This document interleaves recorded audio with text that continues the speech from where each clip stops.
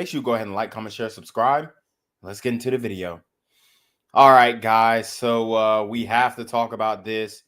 We've got a mass shooting situation going on. Let me adjust my camera real quick. We got a mass shooting situation going on, and it is pretty bad. You got a police officer who was shot and killed.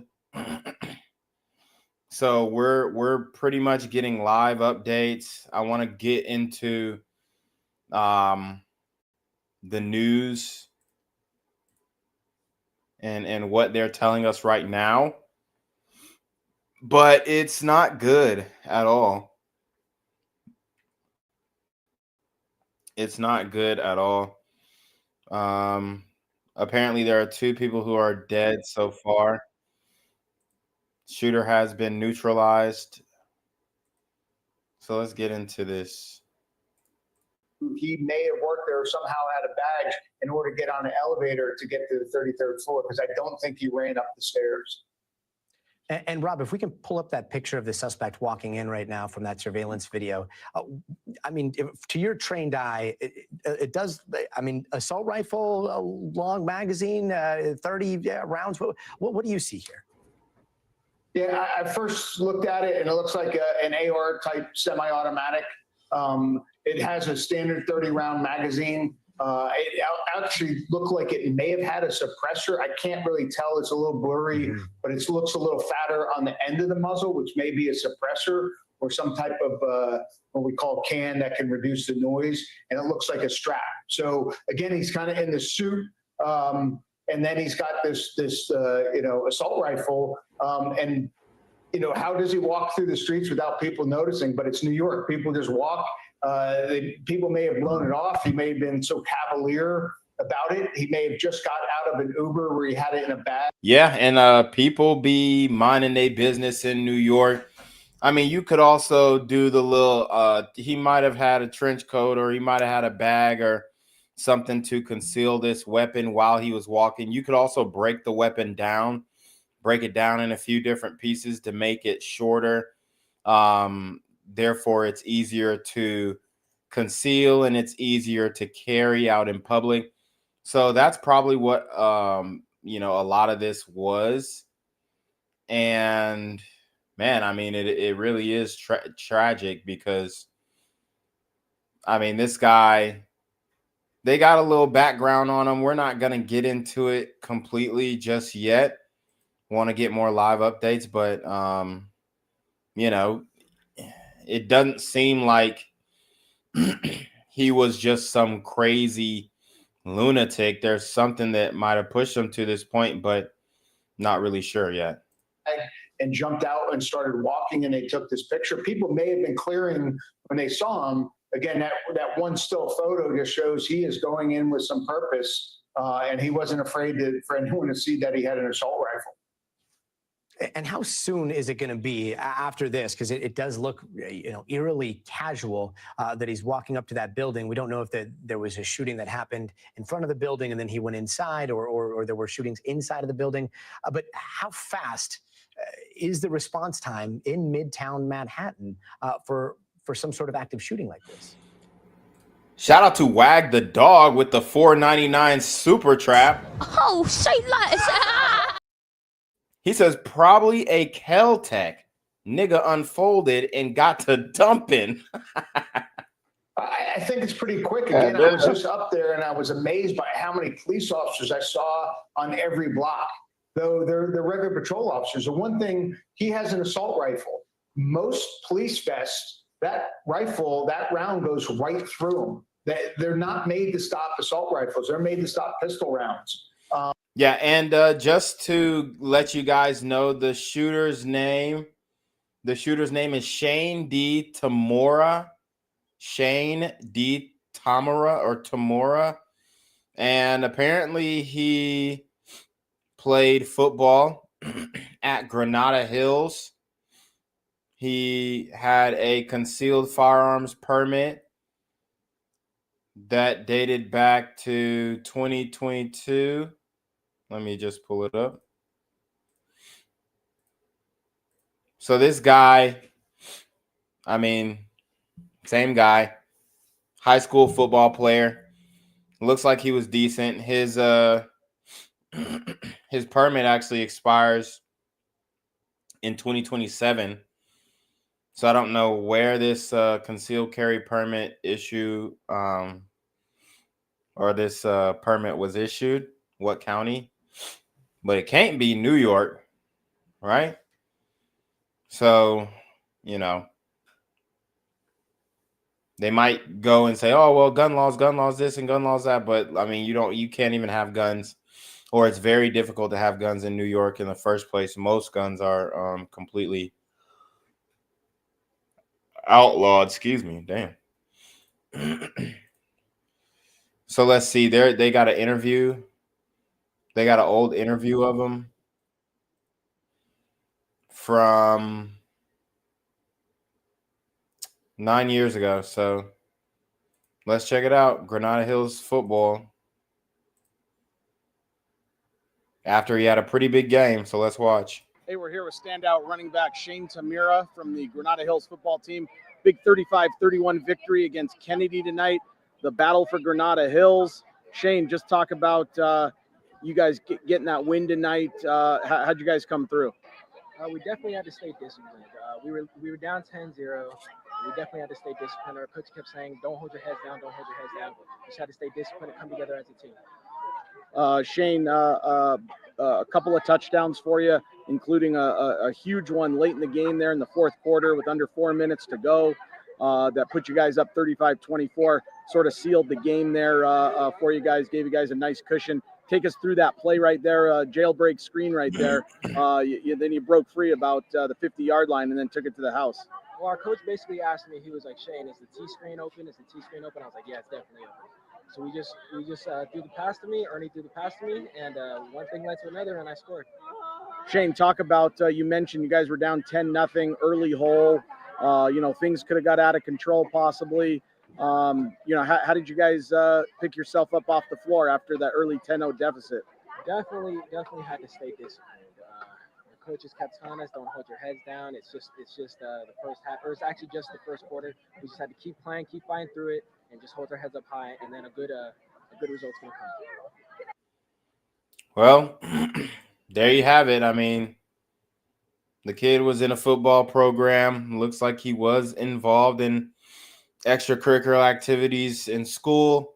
10 years later, he kills a cop and goes on a mass shooting rampage. I mean, how did we get here? That's the real question that everybody's asking. What's the motive? What pushed him to doing this?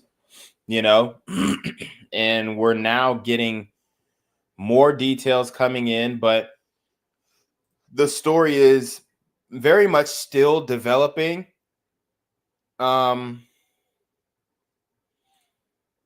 People are saying that CNN falsely reported on his identity. I don't know if that's true. Oh, here we go.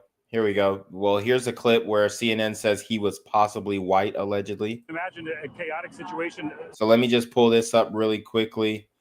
CNN said he was allegedly white. Unfortunately, here, this is a black man. I mean, a lot of people try to say he was Arab and all this kind of stuff. No, this is a black man, and I've said this time and time again. Unfortunately, black men have become the face of mass shootings, and it's a it's an interesting bag because obviously mass shootings, according to the FBI, are 4 or more shot in one setting. So obviously you got a lot of people sliding in the hood, and they're counting those. I mean, we just reported on a mass shooting in Atlanta where you had 11 shot, 1 killed, and that was Southeast Atlanta. That just premiered 39 minutes ago on my channel, Black Gen Z Mindset on YouTube. So, I mean, these are real things that we're dealing with, and the community is completely on fire. So let's see CNN misidentify this man and you know, we'll dig deeper into the story. Who he is? They do not know who he is. They know he is a male, possibly white. He's wearing sunglasses. He appears to have a mustache. And that picture has been distributed to every police officer in New York City, particularly has been sent to the phones of the search teams inside that building, because whenever they encounter a group of people, the first thing they have to figure out is that individual among these people hiding among victims or pretending to be an office worker? Because one thing you don't want to have happen is to have this kind of cordon where you're trying to evacuate people in groups as you can get them to a safe corridor and have this person slip out with them. So yes, they have the picture and they have distributed it to everybody on the scene. All right. John, stay with me. I know you're obviously getting information here in real time as we're talking. Who he is?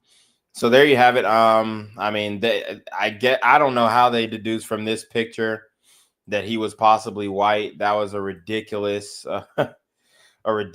assertion here. And I obviously you look at the picture and that's not a white guy. So just more dishonest reporting from CNN. And here's a reality, you need a description. You need a description of an individual in order to let the public, know who they're dealing with and who to be aware of and if they're safe or not. If they're saying, oh, well, it's a white guy and this and a third, and then, you got this dude sitting right next to you, you're not understanding that, maybe the news they're misrepresenting who this person is, their identity, and that can put people in danger. So they definitely need to, look, just if anything, if they don't want to even throw a race out, hey, tan guy, curly hair, shades, mustache, goatee, beard, and what appears to be a denim or navy blue jacket, light blue collared shirt, and some gray denim jeans. I mean, boom. You don't even have to say a race, but it just shows the dishonesty of these news networks. The one officer that we know of and a possible civilian. But how soon do you think it will take for them to adequately clear that entire building? It can take a while because there's so many floors, but I think probably by now they have the floors that he was on. If there's other victims up there, they're attending to them. They're getting them ready to transport if that's the situation. Depending on how far that the media is cleared out, you may not see EMT folks coming out with other victims, or if the victim is obviously deceased, then they're going to stay in place. So it could be a little bit, but again, NYPD is really. So they actually have initial video of when the officer, I believe, got shot. Oh no, it's another woman. So we're gonna watch as chaos ensues here. It looks really, really chaotic. The scene looks super chaotic, and you had a woman being handcuffed as well. So let's check it out. Cover the back, cover the back. Back up, back up, back up. Back it up, back it up, back it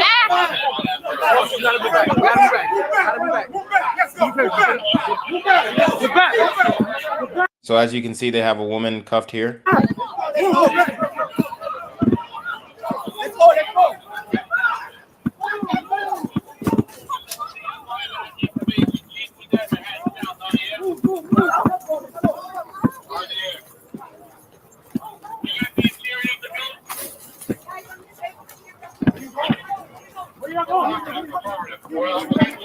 I guess they're booking her in. I don't know exactly why they got her handcuffed running with her.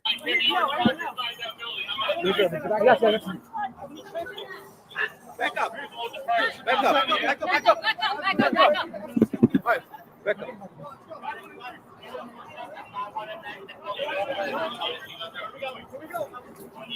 This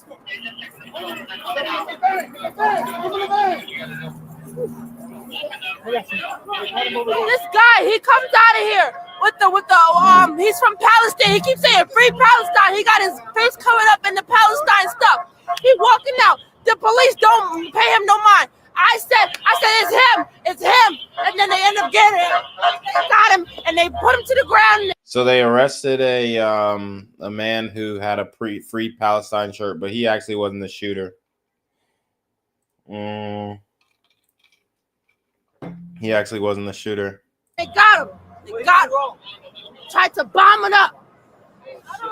He tried to bomb it up, and so did the lady. The lady that he came in there with, she left with a red bruise on her face, though. She went down in. She was with him? So they're saying he is Blackanese, so he might be black and Japanese, and that's what, I mean, it looks like that might check out. They got more images of him here, as you guys can see there. So let's go back to the chaotic scene on the street.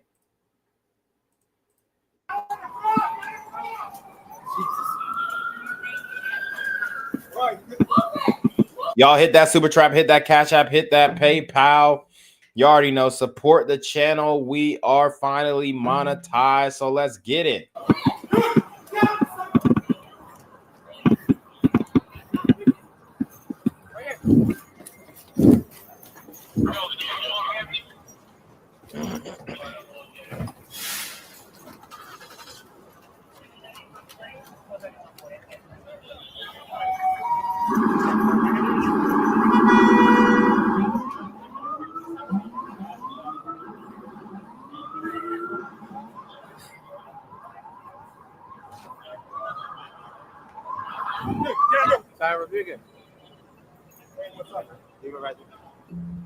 Can you do me a favor? Can you?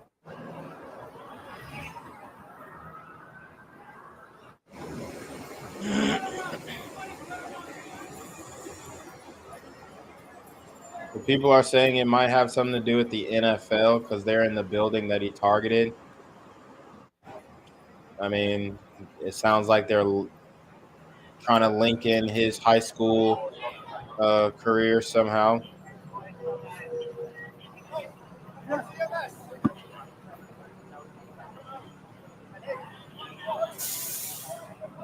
Y'all hit the super trap. Show some love. This is real, live, up-to-date reporting. Security, meaning, you know, they're qualified on the weapon, and they can just work for you for, say, 8 hours or 6 hours, whatever the shift is. And when it comes to detail, armed detail or armed security of any kind inside of that building, I mean, NFL, Deutsche Bank, you know, Blackstone, KPMG, I imagine those corporations had some very robust security detail inside. When something like this happens, how does it all go down with different security? So it looks like as far as his political affiliations, he was registered as an independent. So he was not politically affiliated with either side, as it appears. A building like that, a shared building, your security is at your entry points. They normally try to keep it to one entry point. There you have a receptionist, but you have security. And some of these, the CEOs of some of these big companies have their own executive protection details. And they usually sit, again, right where you come into the office, and then they sit by the CEO or the chairman's desk, office, and they have procedures so that if something like this happens, they get their protectee in a safe place. They lock down the doors. They put, you know, a lot of them are armed. They put their armed security at the entryway to make sure that no one's coming in that's a threat. So they have procedures. They probably have safe rooms for people where they can go, and the security falls on top of it. So each of the companies that are in that building probably have their own security, and then you probably have some executive protection details in there for some of the CEOs and other chairmen or the commissioner of the NFL type of thing. And in terms of that executive protection, I mean, what are their capabilities in a situation like this? A lot of them are off-duty police officers, retired police officers, retired military, retired SEALs. So apparently he was from Las Vegas as well. And again, just to update you guys, the shooter has been neutralized. He neutralized himself. There is an image of him laying out with the firearm extended out. I don't know if I should share it. Honestly, no, I'm not gonna share it. It is blurred out, but you know, I just got remonetized, so I'm not trying to rock the boat. So we'll keep it pushing. If the news shows it, then I'll show it. Depending on the person that you're securing. Some of the details are just maybe 2 or 3 guys. Some of them, some CEOs will have one person with them. They'll have a driver that's security that's trained in evasive driving. And then they have one guy walking with them. Some of them have more. So it really depends on the company. So they're saying that he was a former Canadian football player as well. I can't confirm that, but that's just the word on the street. CEO gets injured or something bad happens to him, the stock can actually fall and other things. So some of these companies actually require CEOs to have executive protection. Some of it, like, we'll bring them to the office. They'll be there in the office. They bring them home. They put him away for the night, and he's not going out, and then they pick him back up. All of them are different. Some of them, like I said, are very, very good. Thank you so much, Rob D'Amico. We're going to be checking back with you in a little while. We've also got former ATF Special Agent in Charge, Jim Cavanaugh, with us now. Jim, we've watched so many of these things unfold, and yet every single one of them is different. What are you seeing when you see these images on your screen? Yeah, just horrible. Feeling for everybody in New York and that officer and the injured. And hoping that we're not going to hear higher numbers, God. I hope it's going to be low numbers. But what it seems to have unfolded is this guy makes his egress into the building, as we see in the photograph, at full stride with the rifle down low. This is an AR-15 variant, 30-round magazine. Looks like some kind of a muzzle flash wrapped in tape or suppressor maybe. He's got a sling for it. He could sling it over his shoulder. It looks to me that the blue jacket he's wearing, maybe in his right pocket, he's got a couple of extra magazines or a handgun. It looks to be riding a little low. And in ATF, we watch a lot of armed people. That was our life. So, maybe that's what that is. It's hard to tell in just that one photograph. But if you could see the video of it, you probably could discern if that right part of that jacket was drooping a little bit.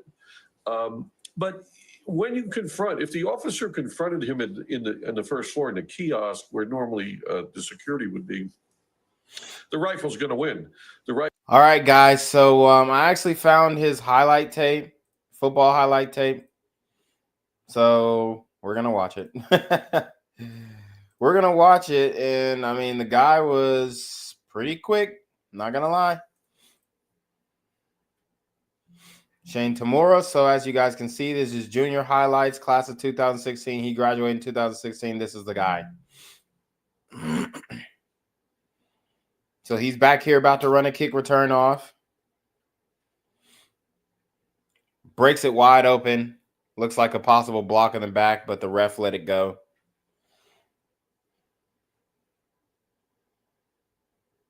So he's a little speedster. He's a little speedster. Direct handoff from running back. Coming out on the wing on running back. Just a little bubble to the fade.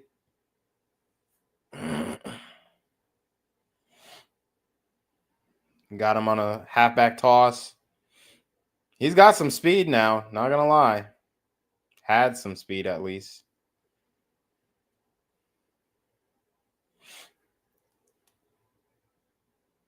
There you see him breaking away for a touchdown here.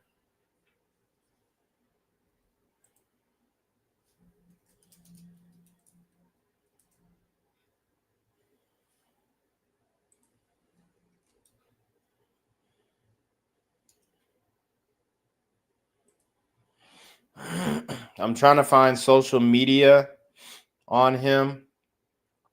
Possible profile. Haven't found one yet, though.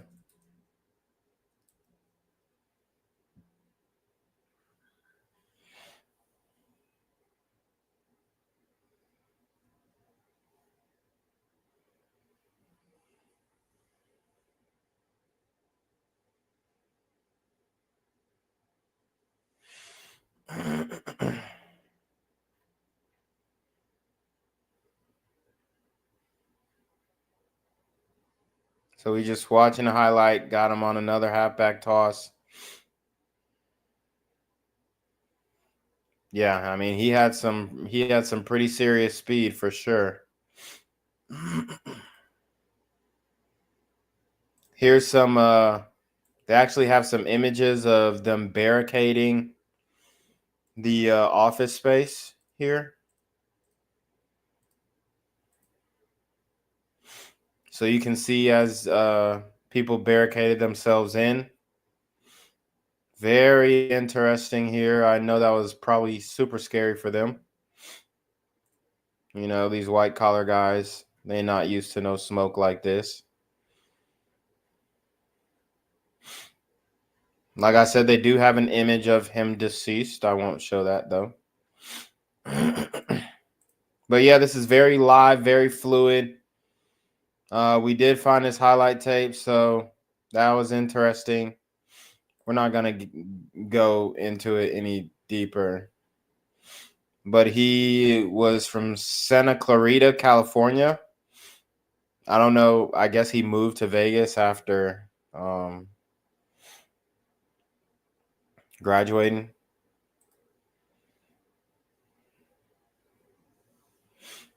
But yeah, it's okay. So yeah, they're saying failed football career amid attack near NFL HQ. And that's the Hindustan time, so take that with a grain of salt.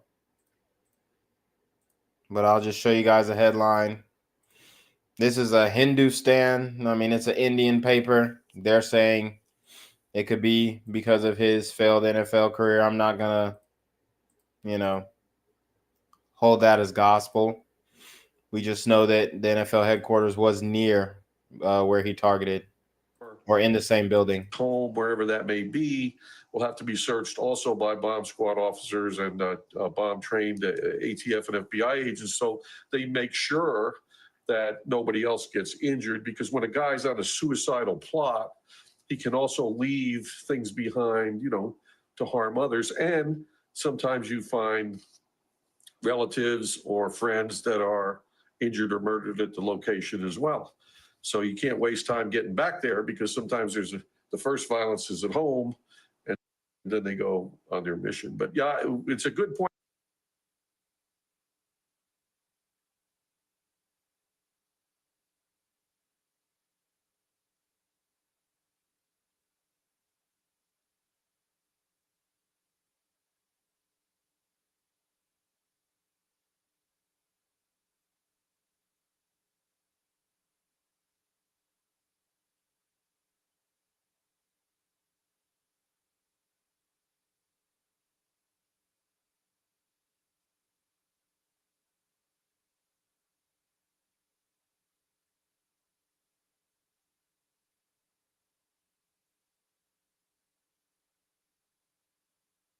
Oh, sorry. I don't know about him being an officer, but he does have this ID card where he has a concealed firearm permit that was issued by the Las Vegas Metropolitan Police Department. But I don't know if that's just how they do it, because ours goes in my city, we go through the probate court to get your concealed carry. But I know some cities do go through the police department. So this could just be a concealed carry permit from going through the police department and getting it. Or he could have been law enforcement. I don't think he was law enforcement though. I don't know though. I don't know. I can't confirm or deny. But I mean, it's got the seal. I mean, it's got the seal here, the police department seal. So on the permit, excuse Excuse me. But then again, like I said, they could just go through the police department to issue those permits. So that very much makes sense to me. And somewhat unchecked. I've seen, things happening on the streets of New York in all of this chaos where people have been saying that there were other people involved or there's another suspect that was taken into custody. How critical is it for NYPD to get information out and get some of the details that we've been asking out to the public in the next few hours or so? Yeah, really, they got to get out there. I mean, they have a great public affairs unit. They need to get out there because you stop a lot of those rumors from spreading around. At every one of these shootings, when I was involved with them as a law enforcement officer, when I'd go to them or when, we reported on them over the years, you always get reports of multiple shooters. I never had when I was on, we didn't get reports of multiple shooters when we were there trying to arrest someone. Because what happens is the public sees a plainclothes officer or agent get out of an unmarked car with a rifle, and that agent or detective is responding, and they see that and they call it in as another shooter. Or, shots echo or sound different in an alley, a building, a street. And so there's all these reports. The people, the witnesses are trying to help, and we want their help, but the officers and the commanders on the scene, Gotti, they try to assess that, then not just say, oh, there's multiple shooters. That's why, though, they're still sweeping the building because they want to be absolutely sure. So we have 494 people in the building. If you're watching from X, which is where the majority of you guys are, won't you go ahead and transition to the YouTube? It's a lot easier to watch on YouTube. Come to the YouTube channel, Black Gen Z Mindset. Black Gen Z Mindset. It's a lot easier to watch on YouTube. And we're going to be continuing the reporting here. But, it does seem that this was football related, football inspired. This guy was really good. I mean, he was pretty good. I don't think he really had the size. I think that was kind of the thing holding him back. But he definitely had the speed. But obviously the size was probably something holding him back from, having NFL talent. In this attack, that the gunman is dead. We understand from law enforcement authorities that those injured includes at least one civilian and at least one police officer. I can tell you that we're also hearing of just complete chaos that unfolded inside the skyscraper at the time of the shooting. A still from inside the offices show office workers grabbing really anything they could, couches, tables, chairs, to create a barricade to prevent the shooter from entering their place of work.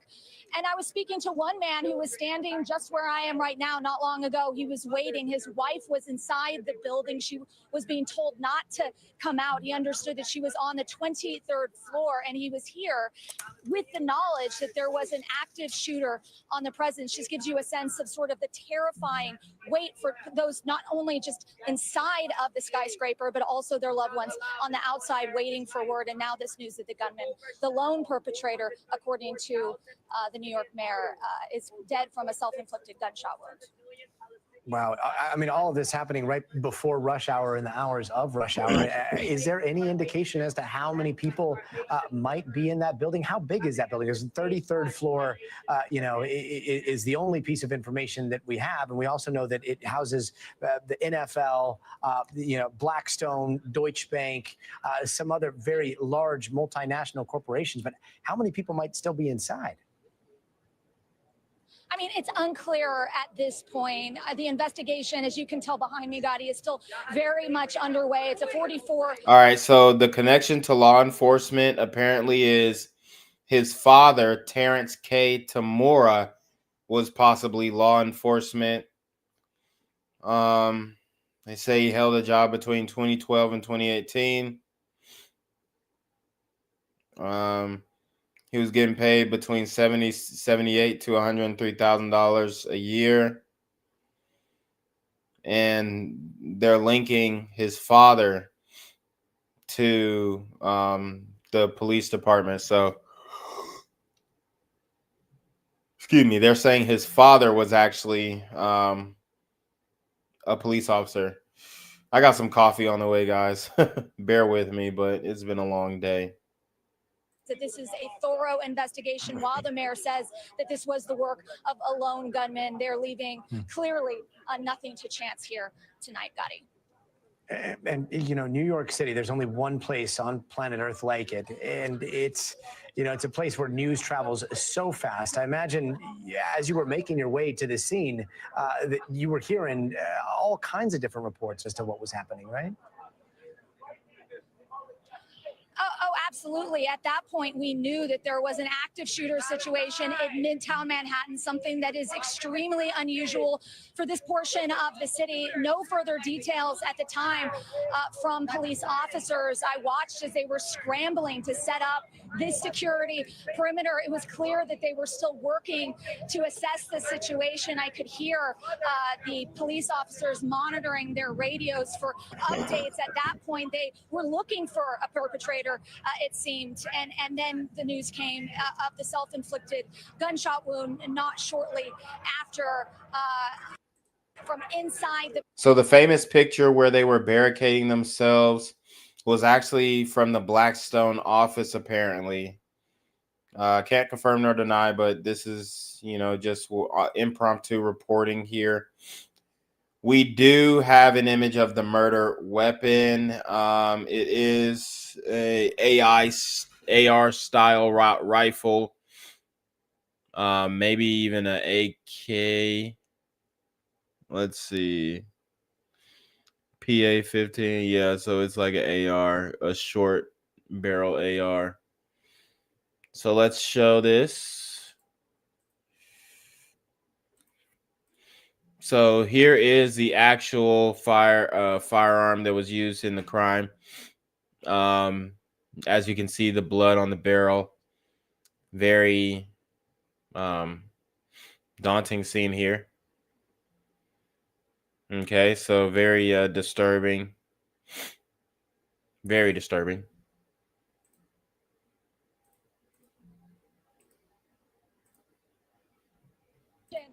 That authorities seemingly are trying to get to the bottom of. But again, we're waiting for more word from authorities and exactly the nature of their clearly ongoing investigation, Gotti.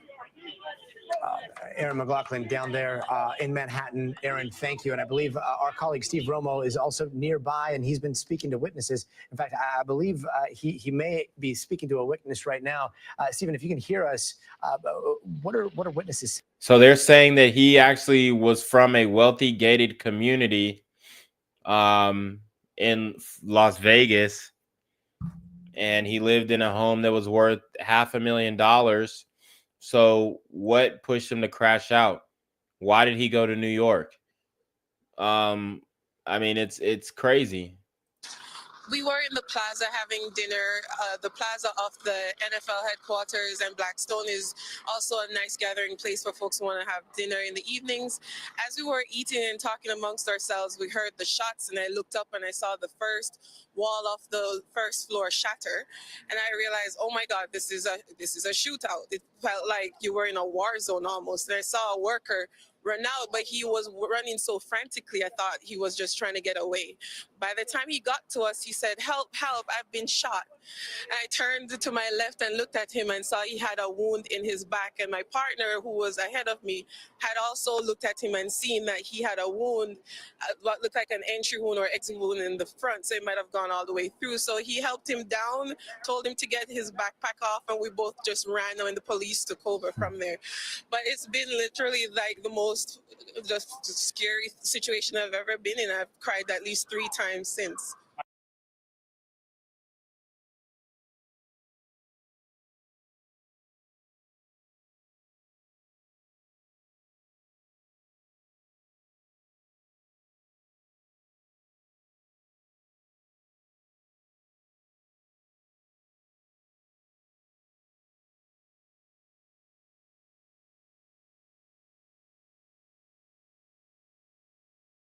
I'm sorry, I can't imagine what it's like to witness something like that. Did you hear any more gunfire after that? Just that initial round, nothing afterward. It felt like it was a shootout, like multiple people were shooting. What was the response around you? Did other people realize what was happening? very, very quickly because it was such rapid fire, like a heavy duty gun or something was involved. So everyone just ran, and then there was a very quick police response. Every agency possible in the city. So they quickly barricaded the area and told us to keep going further and further back. So we kept getting pushed further down the street. Did the police say anything to you besides that, besides moving you out of the area? No, but being as inquisitive as I am, I recently, like 5 minutes ago, asked a police officer if this police officer who I saw, if he had died. Like, I did see 3 people being carried out, like almost looking very, very lifeless, or they were looking limp. And I'd asked if the police officer was dead, and she said, the female police officer said she's not aware that he is dead. That is terrifying. I'm sorry that you witnessed that. Do you know other people in the area, or were you just eating lunch there? Yes, all of our friends, we have a friend group, and we always either have breakfast or dinner in the area. But I just want to say, for the family of that first person who ran out, he looked like he was running to make sure that he makes it home to his family. And he's probably one of the bravest people I've ever seen. Like, he didn't stop until he got to us before he was like, okay, I can't go any further. Extremely brave of him, and extremely brave of you to reach out and try to help someone in a situation like that. Thank you so much for sharing your story with us, Ms. Lewis. We certainly appreciate it. And Gotti, as you can imagine, there's going to be many more stories like this that will come out, people who witness different things as police, and now we know federal officials as well, are trying to piece together the timeline of what happened and to try to figure out what exactly took place today, Gotti. Yeah, when we see the worst of humanity, we often see the best of people, the best of New York right there in that interview, Stephen Romo. And just to recap, did she say she saw 3 people being pulled out or being carried out of that building? Because we're trying to nail down a little bit more about the victims. We know that 2, an officer and a civilian, but how many did she say she saw? She did say 3, Gotti. That's something else that I noticed from speaking with other people as well, of trying to figure out who actually was injured or who was actually just trying to get away and weren't able to get away themselves and sort of may have collapsed or just panicked and didn't know what to do. So it's hard to nail down exactly what people saw versus what police are actually reporting as shooting victims. And as you know very well, the numbers in these situations can continue to fluctuate, but that is the number that she told us. And I'm sure that police are interviewing other witnesses who saw similar things to try to piece that together as well. And as we're talking about that, I believe that video that we're seeing, it does look like there is a contingent of police officers extracting somebody. They were pulling somebody out and carrying them to safety. What else are you hearing there on the scene? Are there a lot of people there that are trying to get information from their family that are still in that building? Around half an hour ago, but the situation the NYPD is saying is contained. So it seems like now most of the people that are here are spectators, or they saw something and they want to, in that situation, they want to see how this ends up. Other people are this is their neighborhood. This is where they work. This is the area they walk through every day. So they're curious about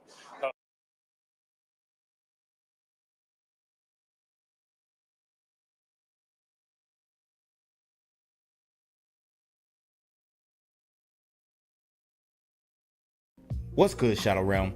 It's your boy Jenquavius Jackson, and y'all already know I'm demonetized and shadow banned in this bitch. So if you want to contribute, go to the Cash App, the PayPal, the GoFundMe, or join the Patreon. Also, don't forget to visit the merch store for all your favorite BGZM News 17 gear, including our exclusive Trump is a Blood t-shirt.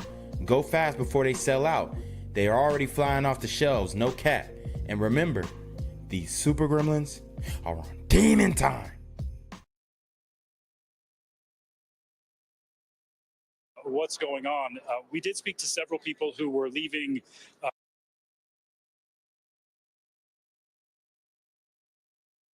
for lockdown. One woman was telling me that Finally got my coffee, so hopefully I'll stop yawning. people in her office were barricading doors with any object that they can find to try to keep a shooter out. Everyone, or most everyone, is familiar now with what to do in an active shooter situation. That was the information that they had at the time, that there was an active shooter. So they thought, I need to barricade to stay safe.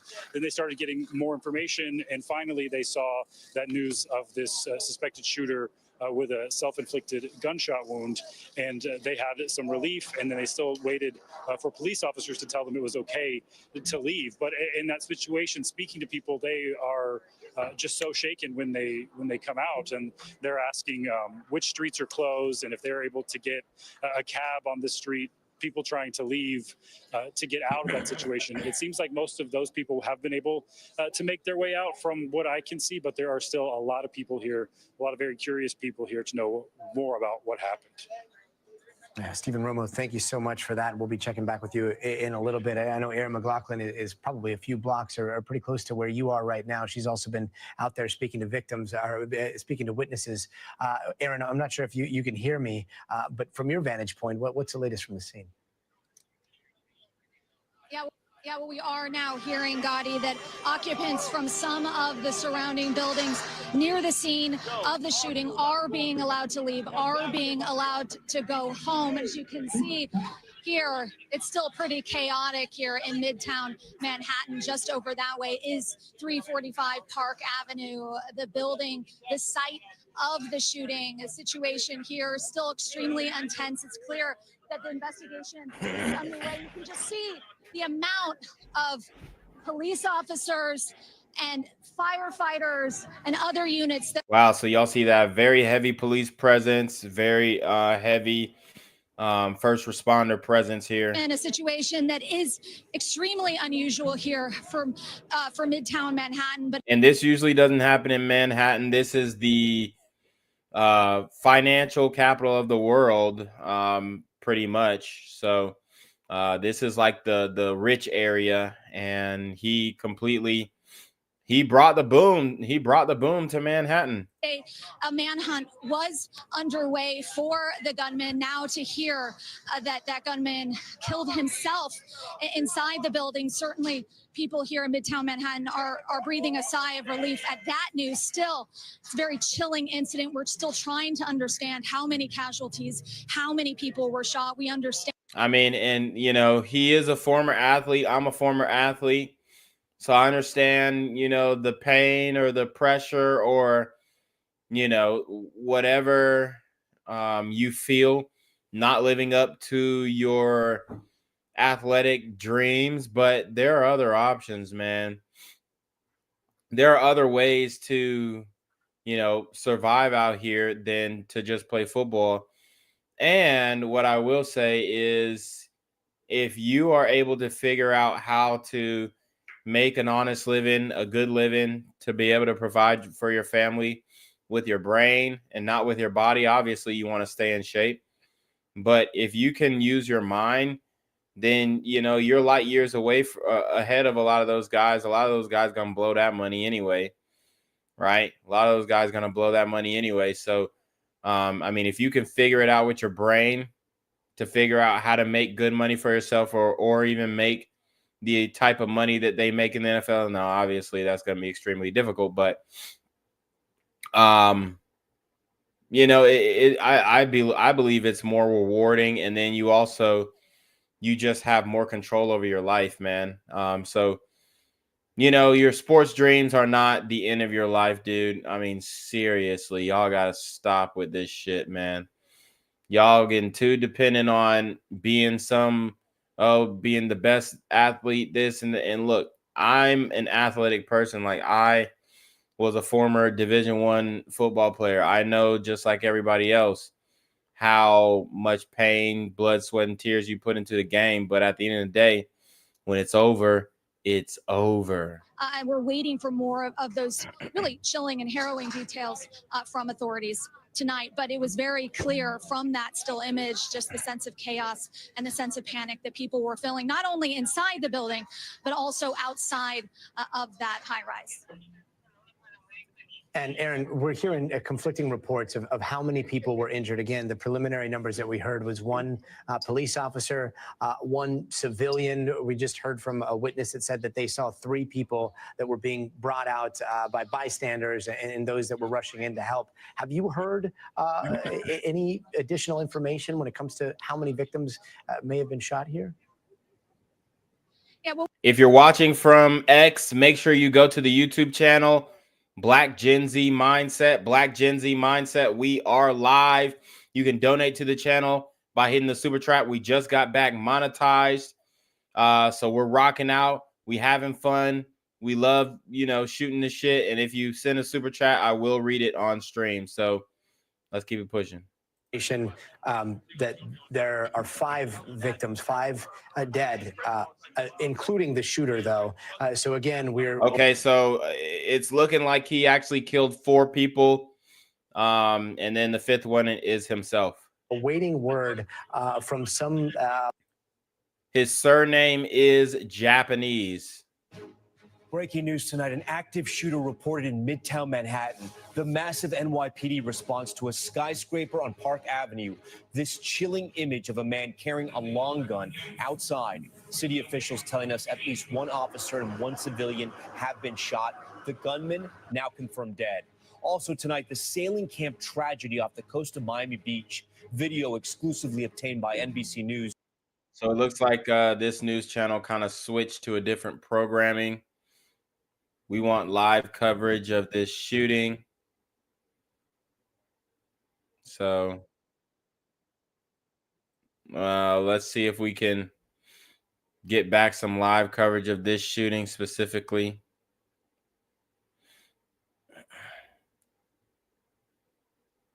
Shout out to Omega Lord with the $2 super trap. Oh, say less.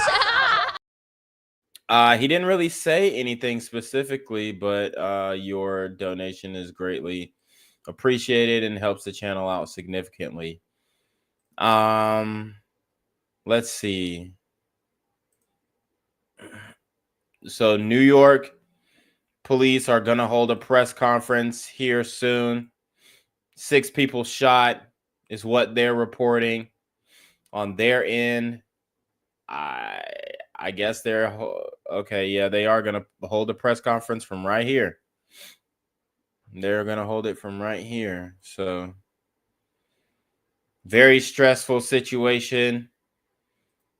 What we'll do is we'll leave this going in the background and try and find some more live coverage here. We'll go back to the NBC News program. We'll leave that in the back so that when they start talking, I will hear it and we'll go straight to that live report of the police giving us updates. 3 senior law enforcement sources say police are investigating his possible connection to the incident. Responders appearing to administer CPR on the scene as people rushed out of their buildings with their hands up. Late tonight, the police commissioner confirming the lone gunman has been killed. Our Aaron McLaughlin is on the scene with this developing story. It's an active shooter. We're getting multiple calls from 345 Park Avenue.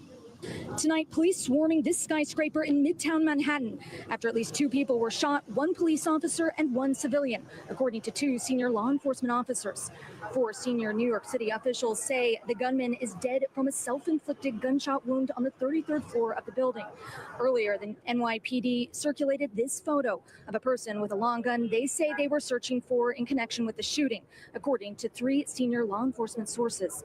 The building, 345 Park Avenue, is the headquarters of the NFL, Blackstone, and accounting firm KPMG. This is Blackstone headquarters, 345 Park Avenue. Approximately 100 people hiding. It all began around 6 p.m. as people were heading home for the day. Those inside told to shelter in place. You can see the section of Midtown Manhattan is completely cordoned off. A large police presence. 345 Park Avenue is just down that way. I was just speaking to one man who did not want to appear on camera. He told me that his wife is inside the building. She's on the 23rd floor. She says she's okay, but he's waiting for her to get out. There is a massive police Aaron joins us now live from the scene. And Aaron, you're learning more about some of the chaos that unfolded inside the building. That's right, Tom. We're hearing some harrowing stories of office workers inside the skyscraper at the time of this shooting, grabbing anything they could, tables, couches, office chairs, to create a barricade to stop the shooter from entering their place of work. We're also hearing from the NYPD tonight say that they believe that this was the work of a lone gunman. Tom? Okay, Aaron McLaughlin with a lot of new reporting there. Aaron, we thank you for that. Now to the moments off the coast of Miami Beach. Authorities say a barge struck a sailboat carrying kids and a counselor from a nearby sailing camp, killing 2 of the kids. NBC's Jesse Kirsch is at the scene. This is the moment a picturesque day at a children's sailing camp turned to tragedy in South Florida. Part of a submerged sailboat with missing children. Authorities say a barge struck a sailboat carrying 5 children and an adult this morning in Miami's Biscayne Bay. You have Miami Beach Fire Marine around as well. You're responding with fireboats. Surveillance footage obtained exclusively by NBC News shows the... Now they keep showing this damn boat. We're still waiting on the police to update us. Still waiting on the police to brief us on what is going on. What can the police tell us about this shooting? What can they tell us about this situation? This is a live development. We are reporting on this shooting live in the, well, not in the flesh, but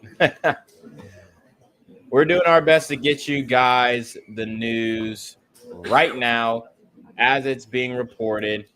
We've got, let's go to another live coverage. This is ABC News live coverage.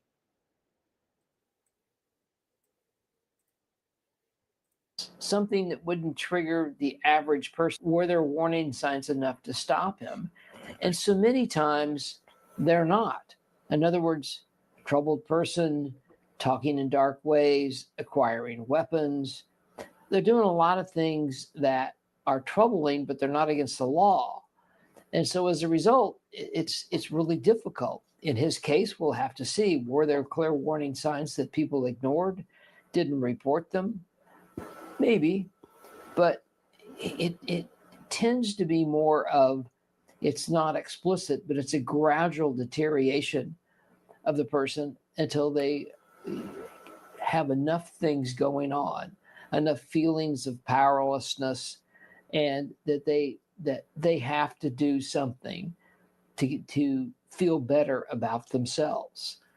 And that typically is why they go and commit these mass shootings. And the other side, and we don't know that it's relevant to this shooter, Lindsay, but fame plays a big role in mass shooters. They want to be recognized because fame is power to many people. Shout out to Chaotic Truth Live with the $1 super trap. Oh, say less. In every one of these shooters, and they feel like there's no other way out than to commit these types of horrible acts. Brad, as we're awaiting this press conference with the mayor and NYPD, give us a sense of what you're going to be listening for. Well, the mayor may or may not share this person's name, but perhaps he'll give another $1 super trap from Chaotic Truth. Oh, say less. Y'all go subscribe to Chaotic's channel as well, Chaotic Truth Live. And he may or may not share information about, if they have it at this point, as to why this guy was in the building on this day with that weapon. But hopefully we'll walk away with at least more information that we can sort of better assess what really happened here. But it's going to be pretty quick because it's only been a few hours. And even though they've probably done searches, pulled up social media, maybe had ATF trace the weapon, all of those things, still may not give you a rich picture, but it may give you a better picture of who he is. And Brad, give us a sense of at what point the FBI gets involved, when an event has happened in New York City. Is there a clue here that the suspect perhaps is from out of state and therefore the FBI immediately works in concert with the NYPD? Well, maybe, but understand, Lindsay, that there are so many people, NYPD working with the FBI working with NYPD on various task forces. And as we've noticed, even in rural mass shootings, you tend to get the FBI and the ATF to show up to help in a support role, in an interviewing role, to your question about out of state, to get things immediate from whatever location the shooter might be from. That's all helpful from a technical standpoint. It goes on and on. Now, we've obviously seen in other cases, the FBI ends up then being the lead. We don't have any information to suggest that in this case. I mean, clearly there are cases that it's got some terrorism aspect to it, domestic terrorism, international terrorism, whatever it might be, will lead the FBI to the front of the line, basically, of running the case. But I don't get any flavor, at least up to this point, that will happen. All right, Brad Garrett, thank you so much. I want to bring back in on the phone retired chief of detectives for the NYPD. Actually, we got you here on Zoom, Bob Boyce. Bob, we expect to hear from Mayor Adams and the NYPD shortly. What are you going to be listening out for? Oh, I just want to see what exactly he was engaged in when he first came in with that gun. And was the officer there? We're trying to put people in places right now to figure that out. All evidence leads right now that the officer immediately confronted him when he walked in the door with that gun, and they were downstairs at the time. So he was there on his paid detail. So people are making a big fuss. Conspiratorial people are making a big fuss about him being at the Blackstone office and killing himself on the 33rd floor. So take of that what you will. They're trying to make it seem like there's some significant conspiratorial angle to this.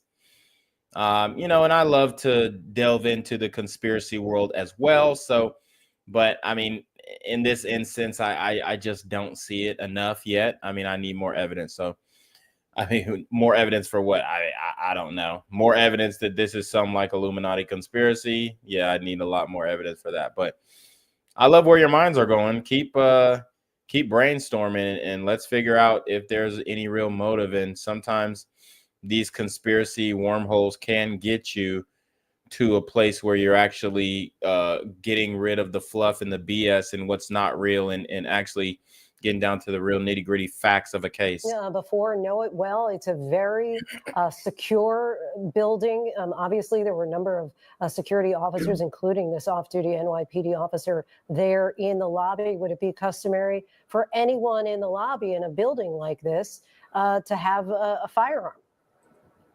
It's not unusual for that front. That's your choke point right now. You're going to stop people coming in and ask them their business. So you would have someone armed normally in private sector security.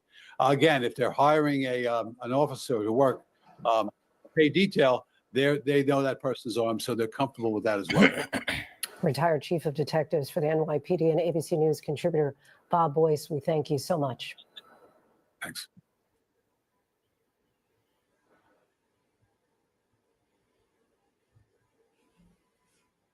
Newman now. And Elizabeth, same question for you as far as what you're going to be listening for in particular during this press conference.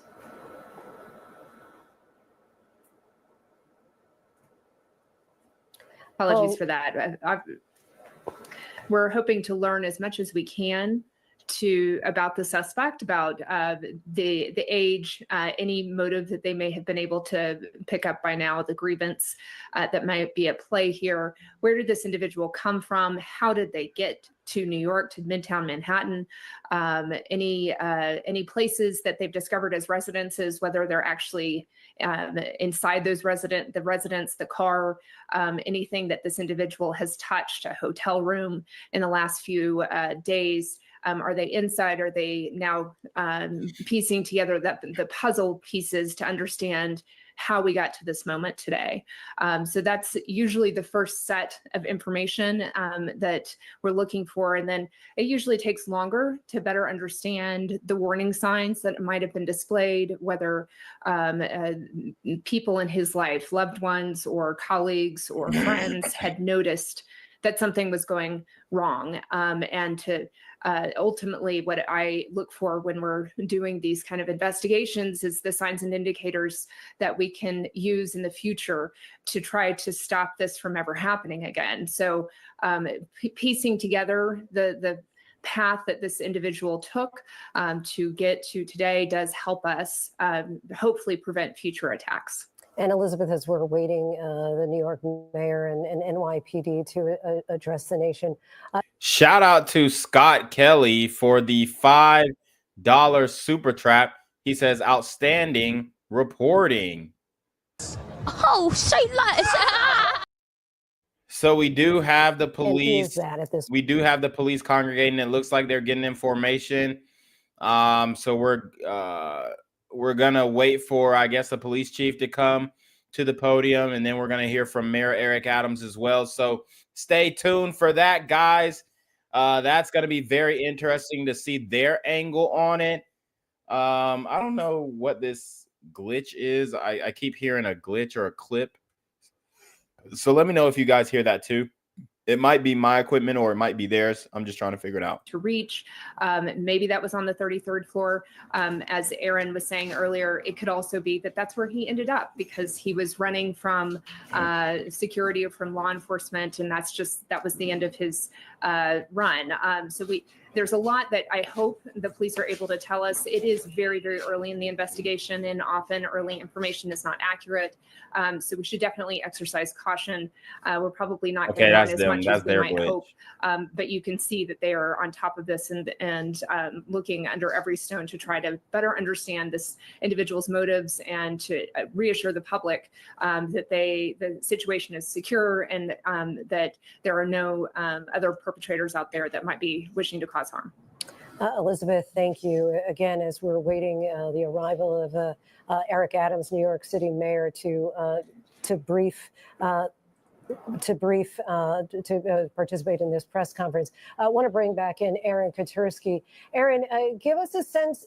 I see a number of outlets are reporting the suspect's name, age, and where he's from. I know that we are not yet as a network. Do you believe that that's something that is going to be shared? And apparently a female cop was killed. So that is that's very upsetting as well. Of what they've been able to find.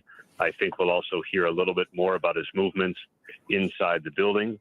And I'm wondering whether he ended up on 33 because that was his only option. You know, some of the elevators in that building are locked. In other words, you can only access them if you have a swipe badge or some other way to access certain floors. So it may well be that the elevator bank going to the 33rd floor was the only one that was unlocked. So it could have just been by happenstance that he ended up there, or maybe not. So I think some of those details may well become clear when the authorities begin. They will undoubtedly start with the victims and make mention of the NYPD off-duty officer who was working a security detail.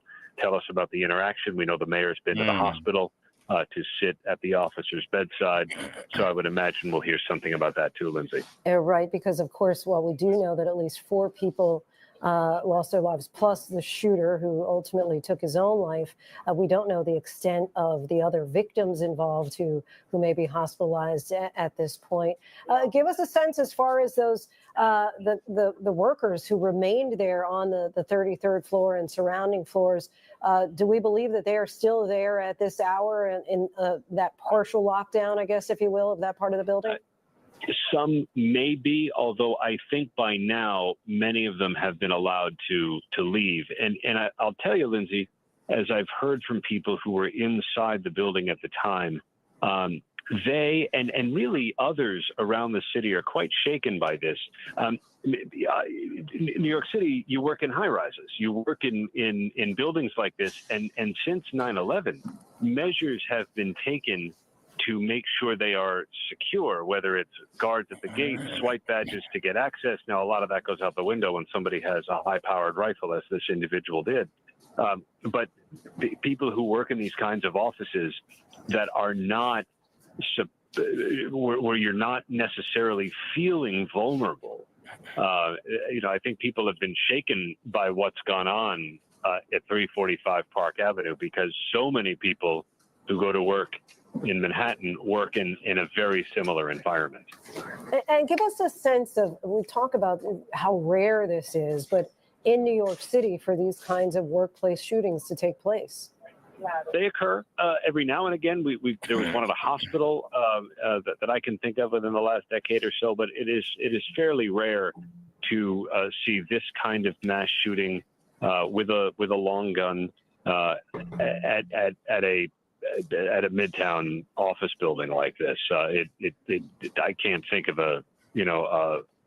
another one. And I think you'll hear from the mayor and the police commissioner that this is the exception. That's not to say there's not gun violence in New York City. There certainly is, and it's been waning.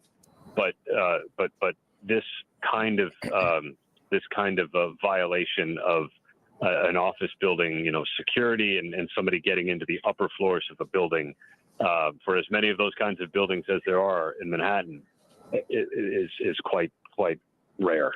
Aaron, hang on with us, if you will. I want to bring back in Bob Boyce and put the same question to you. Just how rare this is for a workplace shooting, mass casualty event. Actually, Bob, if you can just hold on with us for a second. We do have Eric Adams, Mayor of New York City. Here we go, Mayor Adams. Listen up.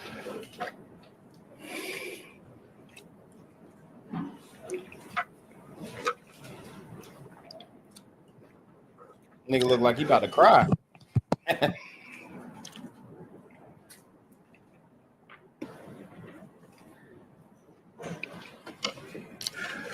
Guys, make sure you like the channel. Make sure you subscribe to the channel. Make sure you hit that super trap, that Cash App, that PayPal.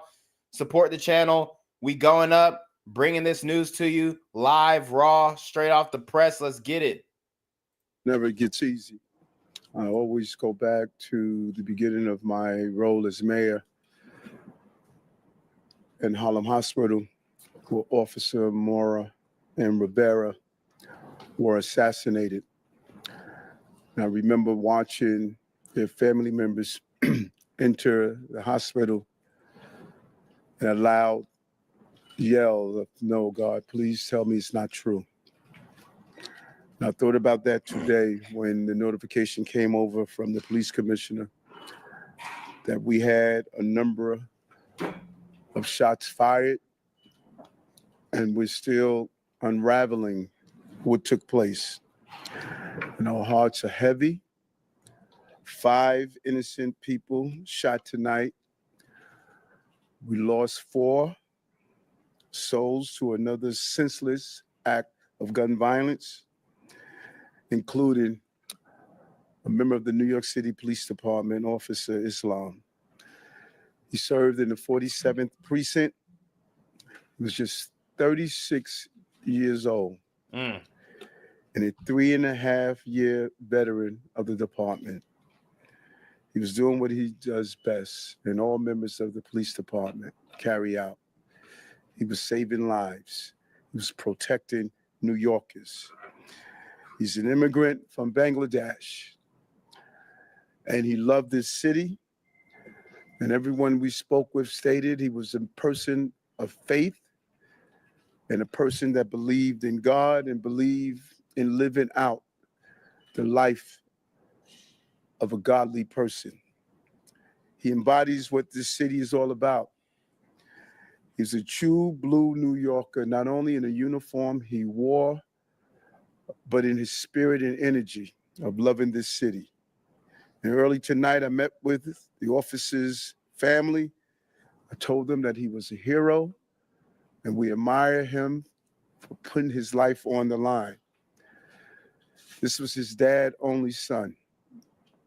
Now think about Jordan, my child, and it's unimaginable to experience a loss of this magnitude. And 3 of the innocent civilians are also dead. 2 males and 1 female, and another male is seriously injured, fighting for his life in critical condition because of the violent, despicable attack. Additionally, the shooter is dead of an apparent self-inflicted gunshot wound. To be clear, 6 total tonight died, 1 including the perpetrator. And I'm sorry, 6 total was shot tonight, 1 including the perpetrator. No words can. 6 shot, 1 including the perp. We got reports of 2 dead, so I can't confirm the amount of deceased yet, but it'll come. Describe this act of evil, a man who takes the life of others who are innocent. And no words can fill the void that has been left by this tragedy. Our hearts break for the families and friends of the victims. We pray for the swift and safe recovery of the injured. Horrific crime reminds us all how easy it is to gain access to a gun. Gun violence has scarred so many neighbors and ripped apart too many families across this entire country. And we will continue the fight to do all we can to protect our city. But tonight we mourn for those who were killed. And we pray for the families as they go through this painful moment. And as I stated, 5 innocent people were shot. And the perpetrator was shot. We will continue to do what we do as a city, and that's fight to protect innocent New Yorkers. At this time, I'm going to turn it over to the Police Commissioner of the City of New York, Commissioner Tisch. Y'all hit the video, like video, subscribe to the channel, The Black Gen Z information that I'm about Mindset. to provide is preliminary and subject to change. At 6:28 p.m., the 911 call center started receiving multiple 911 calls for an active shooter inside of 345 Park Avenue at 52nd Street in Manhattan. What happened next is under an active investigation and details are still coming in, but here's what we know so far. Surveillance video shows a male exit a double-parked black BMW on Park Avenue between 51st and 52nd Streets, carrying an M4 rifle in his right hand. He walks towards the building's entrance. That individual was seen exiting the BMW alone. The building's security camera footage shows the shooter enter the lobby, turn right, and immediately open fire on an NYPD officer. He then shoots a woman who took cover behind a pillar and proceeds through the lobby, spraying it with gunfire. He makes his way to the elevator bank, where he shoots a security guard who was taking cover behind the security desk. 1 additional male is shot in the lobby, per his own statement from the hospital. The shooter then calls the elevator, which opens in the lobby. A female exits that elevator and he allows her to walk past him unharmed. He goes up to the 33rd floor, which is route and management, and begins to walk the floor, firing rounds as he traveled. 1 person was struck and killed on that floor. He then proceeds down a hallway and shoots himself in the chest. Damn. In total, we have 5 victims shot, our officer and 4 other innocent civilians, plus the shooter. The shooter is believed to be Shane Tamura, a 27-year-old male with a Las Vegas address. The vehicle he exited is registered in Nevada to Mr. Tamura. Inside of that vehicle, officers found a rifle case with rounds, a loaded revolver, ammunition, and magazines, a backpack, and medication prescribed to Mr. Tamura. The vehicle was searched by our bomb squad and found to be clear of any explosives. The initial investigation shows that Mr. Tamura's vehicle traveled cross country through Colorado on July 26th, then Nebraska and Iowa on July 27th, and then in Columbia, New Jersey, as recently as 4:24 p.m. today. The vehicle entered New York City shortly thereafter. According to our law enforcement partners in Las Vegas, Mr. Tamura has a documented mental health history. His motives are still under investigation, and we are working to understand why he targeted this particular location. 345 Park Avenue is a commercial office building whose tenants include the NFL, Rudin Management, KPMG, and Blackstone. At this time, 4 of the 5 victims are deceased, including our NYPD cop. Our officer was transported here to New York Presbyterian along with 1 male civilian, the lone shooting survivor, who is in critical but stable condition at this time. 2 other civilians, 1 male and 1 female, both deceased, were brought to Bellevue. The 4th civilian is a female who was found dead on the 33rd floor of the location. Additionally, there are 4 other victims being treated for minor injuries sustained in their attempts to flee the scene. Victims' names are being withheld at this time, pending family notification. Officers from our Special Operations Division are currently conducting a secondary sweep of the entire building. I want to be very clear. We believe this to be a lone shooter, and there is no longer an active threat to the public. But today, 4 innocent victims are dead. Among them is NYPD police officer Didarul Islam, 36 years old, 4 years on the job. Officer Islam was married with 2 young boys. His wife is pregnant with their 3rd child. Damn. He's assigned to the 4-7 precinct in the Bronx. He was doing the job that we asked him to do. He put himself in harm's way. He made the ultimate sacrifice, shot in cold blood, wearing a uniform that stood for the promise that he made to this city. He died as he lived, a hero. I want to extend my profound sympathies to all of the victims and their families, and to the brave NYPD cops who today lost a brother. There are still many questions that we have to answer, and we will answer them. But for now, our city is in mourning for the innocent lives lost. May their memories be a blessing. Pat. Oops, sorry.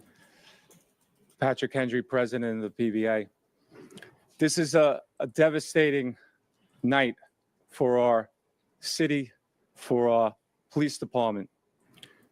Pure evil came to the heart of our city and struck innocent people. And one of our police officers who were protecting those people. We lost 4 people tonight in our hero brother who gave his life for this city. He was a hardworking police officer who was proud, we know, from hearing from his family, to put on that uniform and shield of a New York City police officer every day and went out and did his job. And he went out every single day to provide for his family, whether it was overtime or whatever he had to do to provide for this family. That's what he did on a daily basis. And his family is devastated. A wife losing a husband who provided for that family. A father who's not going to see his son again. And our hearts of every New York City police officer right now is hurting. We're hurting for our brother police officer who we lost. We're hurting for that family. We're hurting for all the victims and hurting for all the families of the victims. And we're all asking, why? Why did pure evil come here? And we know our police department and our law enforcement partners will work tirelessly to get those answers. But now our job as police officers is to be there for this family, to support them in any way that we can, to come together as a city, to be there for these families of the victims. And we will continue to do that because that's what New York City police officers do. And we're going to continue as police officers to go out and protect this city because we know that evil can strike at any time. But police officers are willing to risk their lives to protect everyone in this room and protect everyone in this city. So we ask all New Yorkers to pray for our police officers' family, to pray for all the victims and their families. And we need to stand united going forward. We thank you for covering this story. Yeah, we are also joined by our federal partners from the ATF and the FBI. I want to give an opportunity to our partner in the FBI, a special agent in charge of the New York City Field Office, Chris Rea. Thank you, Mayor. First off, on behalf of all the men and women of the FBI, I'd like to extend my deepest condolences to the victims of this senseless tragedy. And also personally, I want to extend my condolences to the police commissioner. And just please know, ma'am and Mr. Mayor, that you have the full force of FBI New York and the full force of FBI to get to the bottom of the answers. Upon learning of the incident this evening, FBI agents immediately deployed to the scene to assist our NYPD partners. While this remains an NYPD investigation, the FBI's New York office stands ready to provide any and all resources to assist our partners. Initial checks of our internal systems have not revealed any information about the subject. But when and if more information becomes available, we will share what we can, when we can, with the public. Thank you.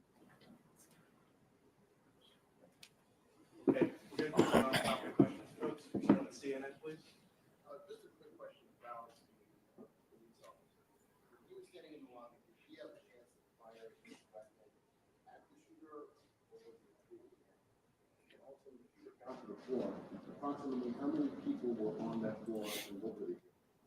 Like the video, subscribe to the channel Black Gen Z Mindset. Videos are being reviewed. And then as this investigation continues to unfold, we'll be able to answer those questions. But right now, it's an active investigation. Commissioner, if you could just talk about, he was working day detail there. People might not know what that means. And was he the only officer working that day detail there? I believe that there were 2 officers in the building working pay detail assignments in different parts of the building. And what is that? People, may say he's on his day off working in the uniform. Pay detail is a program that we have set up at the police department that allows companies to hire officers in uniform to provide extra uniform security.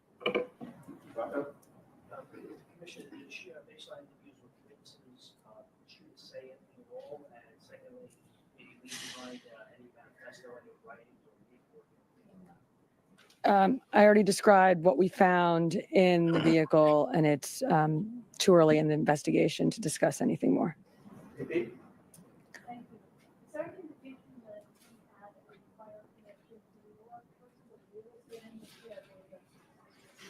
As I said, too early in this investigation to tell, but nothing that we have seen preliminarily. Commissioner, can you talk about what the medication was that was found in the vehicle? I cannot. Can you speak about any prior law enforcement contact you may have had? I cannot, other than to say that our partners in Las Vegas made us aware of a mental health history. Yes, sir. What's your girl?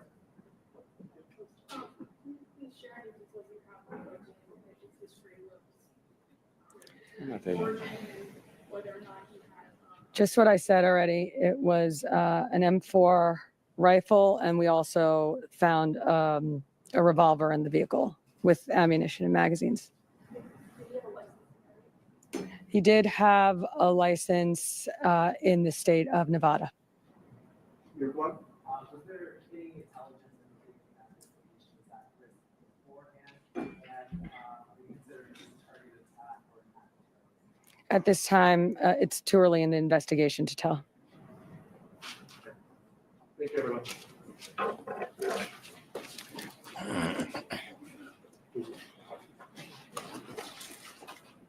That's it. So there you have the press conference, which is just concluded here in New York City with NYPD, FBI, and also. So they walked off.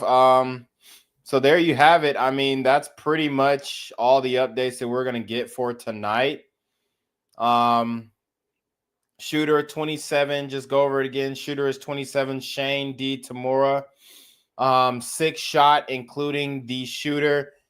They're now saying 4 deceased. So, and that's including the shooter too. So apparently he killed 3 people. You got a NYC cop dead as well. So that's not good.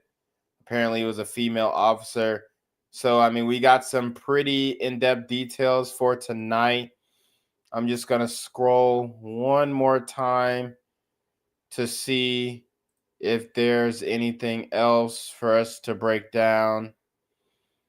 Not really. No extra details. No extra details. So, yeah, that was a very interesting stream here.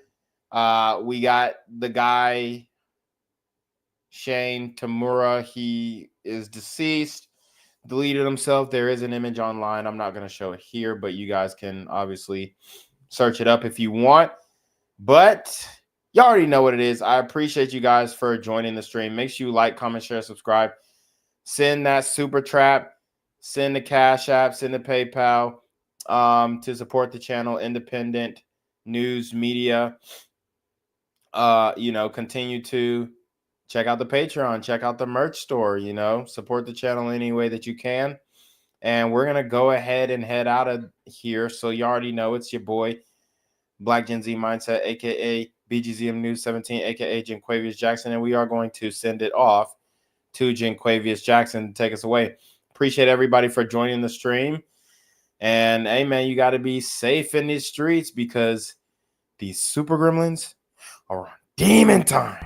I'm here on the corner of MLK and Medgar Evers, and it's a very tranquil scene compared to just a couple hours ago where a drive-by shooting just took place. Excuse me, I'm getting live updates as we speak. I've just been updated to the amount of casualties from this drive-by shooting, and I'm getting reports that 2 people were actually declared deceased and 27 others were shot and injured but are in stable condition.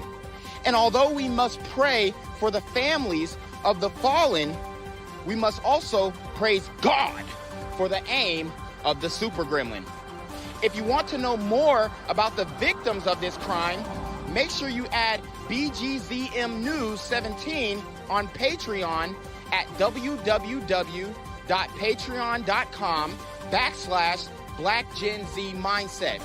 Also, don't forget to like the video, share the video, subscribe to the YouTube channel, and comment on the video to continue the discussion on how we can find solutions to all this gun violence in the streets. For more hard-hitting news coverage from the community, by the community, I'm Jenquavius Jackson, here live, reporting from Atlanta, Georgia, BGZM News 17. And cut. All right, dog. Let's get the out of here before these niggas come back. Whoa. Yo. Ain't that nigga J? Nah, that ain't me. That ain't me. He just went live That with ain't that me. funky ass Yeah, suit that's on. that nigga. That's not me. Hey, get that nigga. Jenquavius Jackson, here live, reporting from Atlanta, Georgia. Pray for me. What's good, Shadow Realm? It's your boy Jenquavius Jackson, and y'all already know I'm demonetized and shadow banned in this bitch. So if you want to contribute, go to the Cash App, the PayPal, the GoFundMe, or join the Patreon. Also, don't forget to visit the merch store for all your favorite BGZM News 17 gear, including our exclusive Trump is a Blood t-shirt. Go fast before they sell out. They are already flying off the shelves, no cap. And remember, these super gremlins are on demon time. Gang violence and other kind of violence.